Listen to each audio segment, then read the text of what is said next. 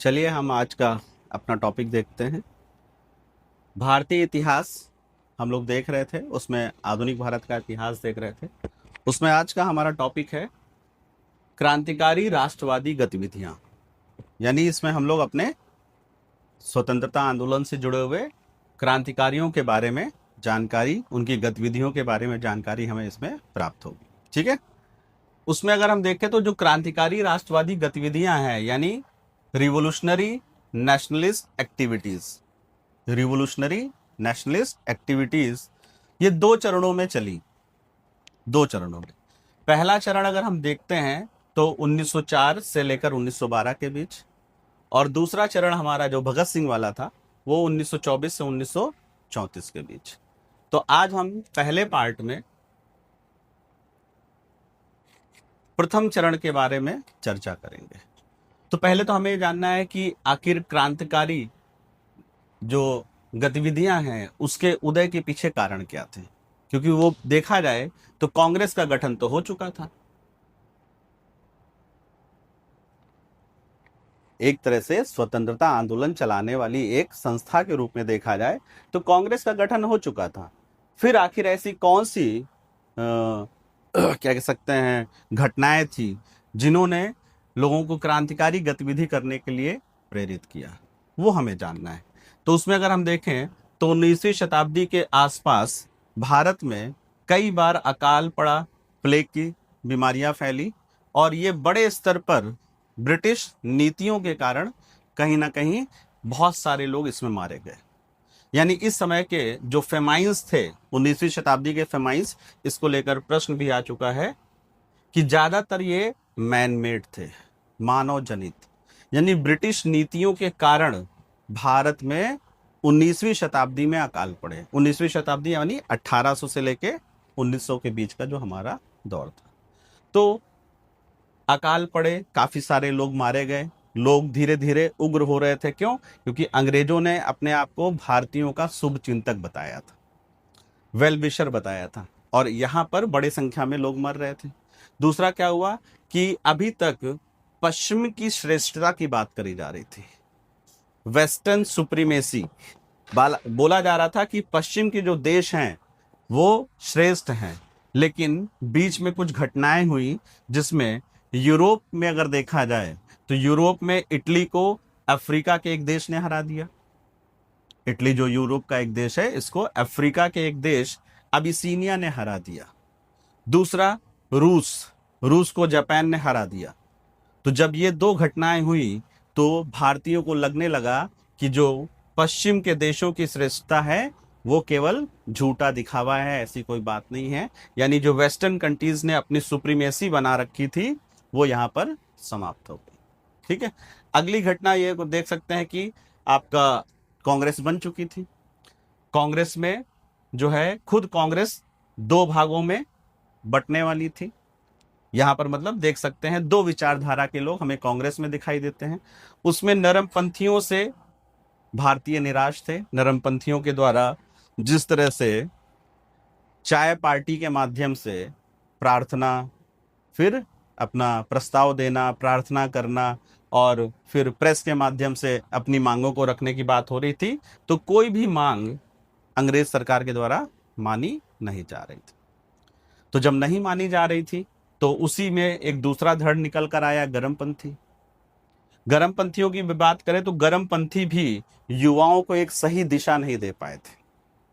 ये भी एक बहुत बड़ा कारण है कि गरमपंथ निकल कर तो आया कांग्रेस के अंदर ही, जिसके आपके जो नेता थे वो थे आपके लाल, बाल और पाल।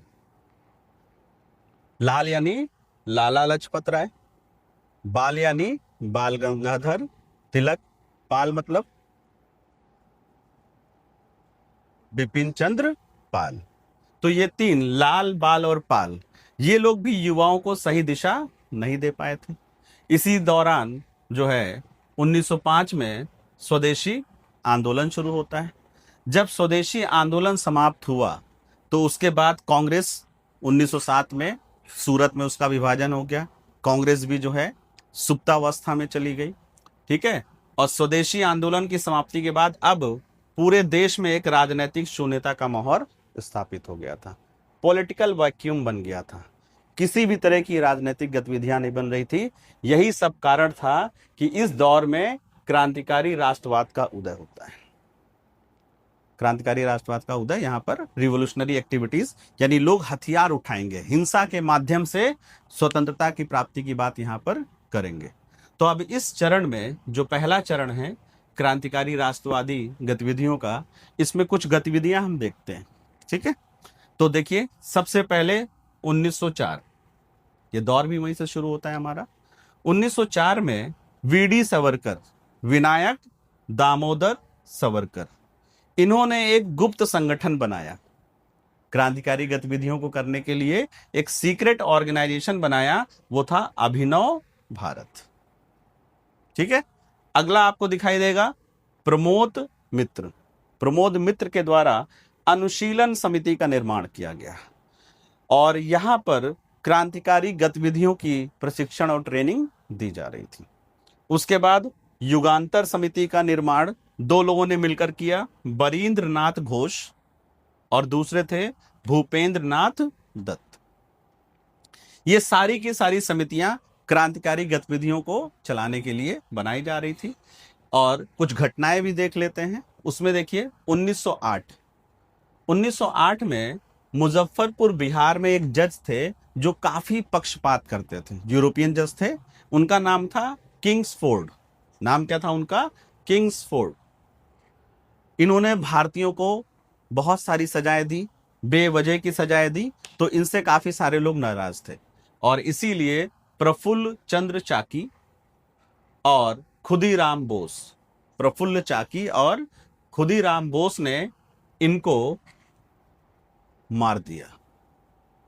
मुजफ्फरपुर के ये जज थे, इनको मार दिया। और उसके बाद जब पुलिस ने दौड़ाया तो प्रफुल्ल चाकी ने खुद को गोली मार ली और खुदीराम बोस पकड़े गए, गिरफ्तार हुए और मुकदमा चलाया गया और उसके बाद इनको फांसी पर लटका दिया गया। तो फांसी पर लटकने वाले पहले क्रांतिकारी कौन? खुदीराम बोस। इनका नाम याद रखिएगा, फांसी पर लटकने वाले पहले क्रांतिकारी आपके कौन है? खुदीराम बोस। ठीक है, उसके बाद 1912 में एक घटना और घटी। 1912 में वायसराय लॉर्ड हार्डिंग थे। भारत में जो वायसराय थे वो क्या थे? Lord Harding. इनको मारने का प्लान बनाया रास बिहारी बोस और सचिन नाथ सान्याल ने। जो उस समय के वायसराय हैं लॉर्ड हार्डिंग, इनको मारने का प्लान बनाया, लेकिन वो फेल कर गया। ठीक है, वो क्या हो गया? फेल कर गया। इसी दौरान एक और घटना घटती है। मदन लाल ढींगरा, ये लंदन में रह रहे थे और लंदन में ही मदन लाल ढींगरा ने वहां पर एक लंदन ब्रिटिश ऑफिसर थे कर्जन वाइली, याद रखिएगा ये लॉर्ड कर्जन से इनका कोई लेना देना नहीं है, ये एक ब्रिटिश ऑफिसर हैं कर्जन वाइली। इन्होंने गोली मारकर इनकी हत्या कर दी। ये वो पहला दौर था। लेकिन वही है कि इस समय ब्रिटिश गवर्नमेंट इतनी पावरफुल थी कि इतनी बर्बरता के साथ इनका दमन किया गया, सबको जेलों में डाल दिया गया कि दोबारा ये फिर से क्रांतिकारी राष्ट्रवाद का उदय यहां पर नहीं दिखाई देगा। यानी हर प्रकार की क्रांतिकारी गतिविधियों को बर्बरता पूर्वक ब्रुटैलिटी के साथ समाप्त कर दिया गया और ज्यादातर लोग जेल में डाल दिए गए। और जब ये जेल से छूटे तो ज्यादातर लोगों ने माफी मांगी ब्रिटिश गवर्नमेंट से और बोला कि अब हम दोबारा इस तरह से हिंसक गतिविधियों में शामिल नहीं होंगे। और इस प्रकार से क्रांतिकारी राष्ट्रवादी गतिविधियां या क्रांतिकारियों का जो पहला दौर था वो दौर यहां पर समाप्त हो गया। ज्यादातर लोगों ने जो गतिविधियां थी क्रांतिकारी गतिविधियों से संन्यास ले लिया और अपने अपने रास्तों में चले गए। तो ये पहला पार्ट है किसका? क्रांतिकारी राष्ट्रवादी गतिविधियों का। ठीक है, दूसरा चरण जिसमें हम भगत सिंह लोग के बारे में पढ़ेंगे जो कि काफी विस्फोटक रहा था, इसके बारे में हम आगे कल देखेंगे। ठीक है, ओके।